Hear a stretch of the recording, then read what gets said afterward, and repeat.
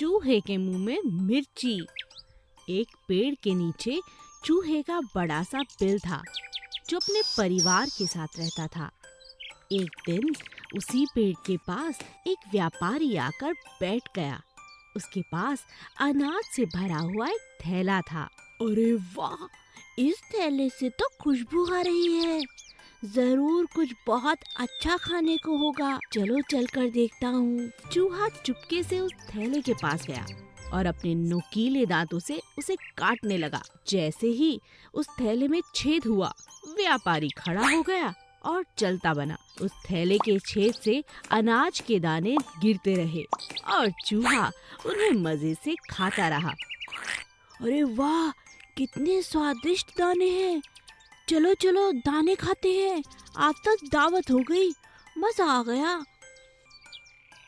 दाने थैले से गिरते रहे और चूहे उन्हीं दानों को खाते रहे। जब तक व्यापारी जंगल से बाहर निकला, उसका थैला खाली हो चुका था। अरे यह क्या, मेरे सारे दाने कहाँ गए? उसने जब पीछे मुड़कर देखा तो उसे कुछ नजर नहीं आया।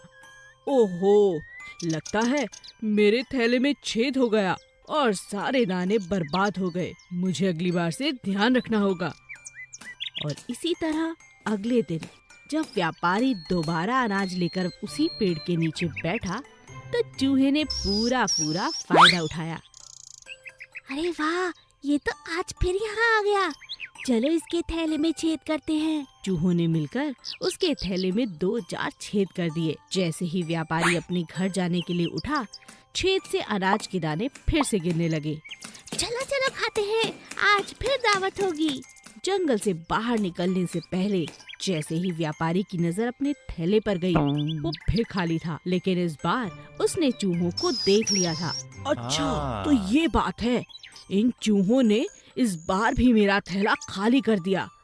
मैं तो समझता था ये मेरी नादानी है, मगर इसके पीछे ये चालाक चूहे हैं। इन्हें मजा चखाना होगा।